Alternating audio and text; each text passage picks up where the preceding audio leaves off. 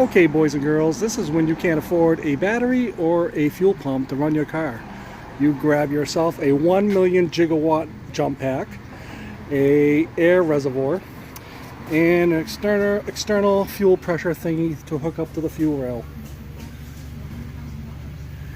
We have it pumped up to about 5 million psi, so the thing should blow up instantly. Let's see what's going to happen.